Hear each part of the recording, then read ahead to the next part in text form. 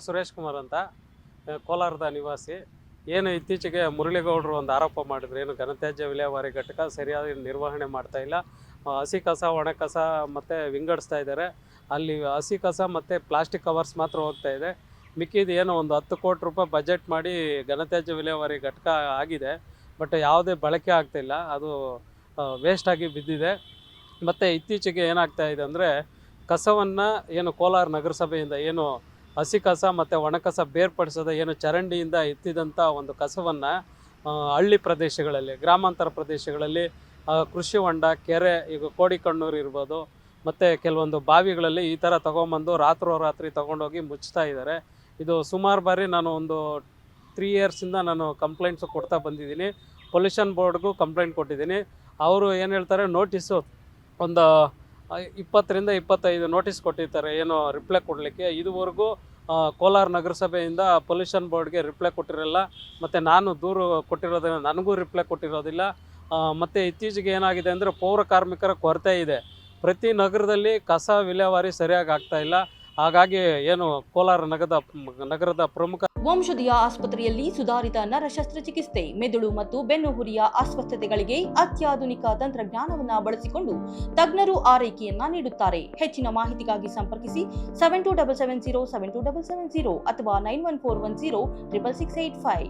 ರಸ್ತೆಗಳಲ್ಲಿ ಮತ್ತು ಒಳಗಡೆ ಏನು ವಾರ್ಡ್ನ ಒಳಗಡೆ ರಸ್ತೆಗಳಲ್ಲಿ ಕಸವನ್ನು ಅಲ್ಲೇ ಬಿಟ್ಟಿರ್ತಾರೆ.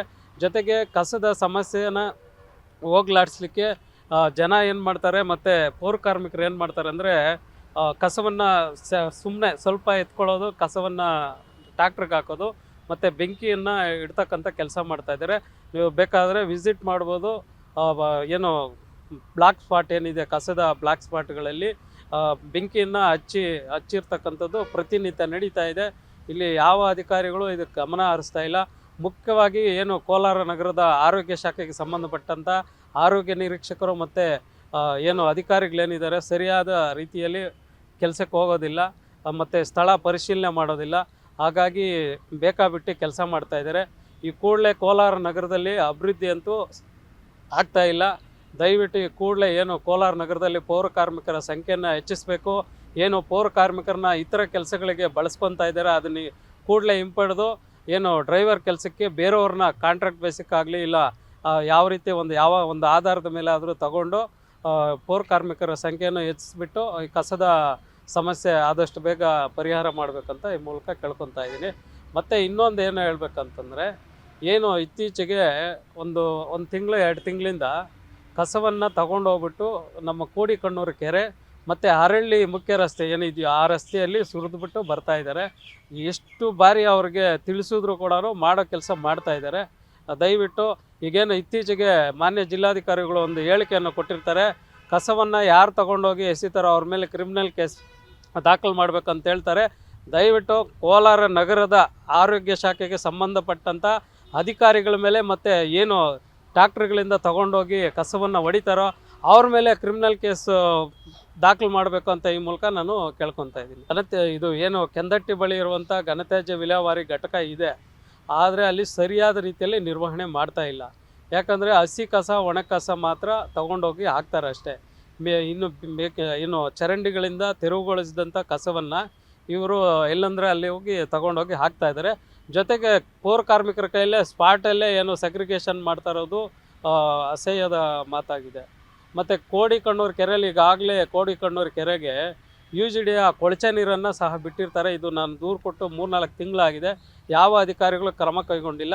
ಈಗಲೂ ಆ ಕೊಳಚೆ ನೀರು ಏನು ZP ಜಿಲ್ಲಾಡಳಿತ ಕಚೇರಿ ಮುಂಭಾಗದಲ್ಲಿ ಒಂದು ಕಾಲುವೆ ಮುಖಾಂತರ ಡೈರೆಕ್ಟ್ ಕೋಡಿಕಣ್ಣೂರು ಕೆರೆಗೆ ಬಿಟ್ಟಿರ್ತಾರೆ ಅಂತ ಈ ಮೂಲಕ ಹೇಳ್ತಾ ಇದ್ದೀನಿ. ಸುಮಾರು ಒಂದು 20ರಿಂದ 40 ಅರ್ಜಿಗಳನ್ನು ಕೊಟ್ಟಿರ್ತೀನಿ, ಆದರೆ ಯಾವ ಒಂದು ಅರ್ಜಿಗೂ ಒಂದು ರಿಪ್ಲೈ ಅನ್ನೋದು ಬಂದಿಲ್ಲ, ಹಿಂಬರಹ ಅನ್ನೋದು ಬಂದಿಲ್ಲ, ಅದರ ಕ್ರಮನೂ ಕೈಗೊಂಡಿಲ್ಲ ಅಂತ ಹೇಳ್ತಾ ಇದ್ದೀನಿ. ಮತ್ತು ಏನು ಕರ್ನಾಟಕ ಪರಿಸರ ಮಾಲಿನ್ಯ ನಿಯಂತ್ರಣ ಮಂಡಳಿಯವ್ರಿಗೂ ದೂರು ಕೊಟ್ಟಿರ್ತೀನಿ. ಅವ್ರನ್ನ ಕೇಳಿದಾಗ ನಾನೇನು ಮಾಡೋಕ್ಕಾಗಲ್ಲ, ನೀನು ದೂರು ಕೊಟ್ಟರೆ ನಾನು ನೋಟಿಸ್ ಕೊಡ್ತೀನಿ ಅಂತ ಮಾತ್ರ ಹೇಳ್ತಾರೆ ಹೊರತು ಅವ್ರ ಮೇಲೆ ಯಾವುದೇ ಕ್ರಿಮಿನಲ್ ಕೇಸ್ ಆಗೋಲಿ ಇಲ್ಲ ಇದು ಮಾಡೋದಾಗಲಿ ಮಾಡ್ತಾಯಿಲ್ಲ. ಈಗ ನನ್ನ ಹೇಳ್ಕೊಡಿಸೋದು ಇಷ್ಟೇ, ಪೌರ ಕಾರ್ಮಿಕರ ಸಂಖ್ಯೆನ ಹೆಚ್ಚಿಸಿ. ಏನು ಪೌರ ಕಾರ್ಮಿಕರು ಈಗ ಒಂದು 100 ಜನ ಪೌರ ಕಾರ್ಮಿಕರಿದ್ದರೆ ಅದರಲ್ಲಿ ಒಂದು 50% ಎಲ್ಲ ಬೇರೆ ಬೇರೆ ಕೆಲಸಗಳನ್ನು ಮಾಡ್ತಾ ಇದ್ದಾರೆ. ಈ ಕೂಡಲೇ ಏನು ಬೇರೆ ಬೇರೆ ಕೆಲಸಗಳನ್ನು ಮಾಡ್ತಕ್ಕಂಥ ಪೌರ ಕಾರ್ಮಿಕರು ಕೆಲಸ ಮಾಡಬೇಕು. ಮತ್ತು ಏನು ಕೋಲಾರ ನಗರಸಭೆಗೆ ಎಷ್ಟು ಸಿಬ್ಬಂದಿ ಕೊರತೆ ಇದೆ ಆ ಸಿಬ್ಬಂದಿಗಳನ್ನು ಈ ಕೂಡಲೇ ಒಂದು ಕೆಲಸಕ್ಕೆ ತಗೋಬೇಕು ಮತ್ತು ನಮ್ಮ ಕೋಲಾರ ಅಭಿವೃದ್ಧಿಗೆ ಸಹಕರಿಸಬೇಕು.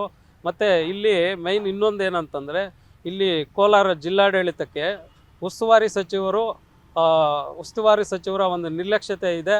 ದಯವಿಟ್ಟು ಈ ನಮ್ಮ ಭಾಗದಲ್ಲಿ ಕೋಲಾರ ಭಾಗದಲ್ಲಿ ಇರ್ತಕ್ಕಂಥ ಶಾಸಕರಿಗೆ ಉಸ್ತುವಾರಿ ಸಚಿವರ ಸ್ಥಾನವನ್ನು ಕೊಟ್ಟರೆ ಕೋಲಾರ ಅಭಿವೃದ್ಧಿ ಆಗ್ತದೆ ಅಂತ ಈ ಮೂಲಕ ಹೇಳ್ತಾ ಇದ್ದೀನಿ. ಅವ್ರ ನಂಬರ್ ಅವರು ಬಾಯಿಗೆ ಮುಚ್ಚಿಸ್ಬೇಕು ಅಂತ ಹಾಕ್ಸ್ತಾರ ನೋಡು. ಗೊತ್ತಿಲ್ಲ, ನೀವೇನು ಹೇಳಕ್ ಹೋಗಿಲ್ವಾ ಊರ್ನವರು?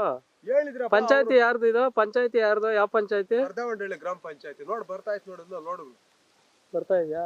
ನೋಡು ಬರ್ಲಿ. ಏನು ವಾಸನೆ ಇರೋಕಿಲ್ಲ ಸಮಯ ಇಲ್ಲ. ಊರವ್ರನ್ನ ಕರ್ಸ್ಕೊಳ್ಳಿ, ಹೇಳ್ತೀನಿ.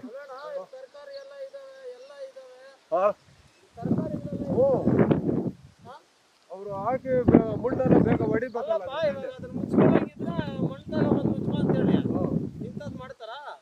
ನೋಡು ಹಾಕಿರೋದು. ನೋಡು ವಾಪಸ್ ಹೋಗ್ತಾ ಇದಾರೆ. ನೋಡು ಹೋಗ್ತಾ ಇರೋದು. ಇರು ಹೋಗ್ಲಿ. ನೋಡು ನೋಡಿ ವಾಪಸ್ ಹೋಗ್ತಾ ಇದೆ. ವಾಪಸ್ ಹೋಗ್ಬಿಟ್ಟು ಎತ್ಕೊ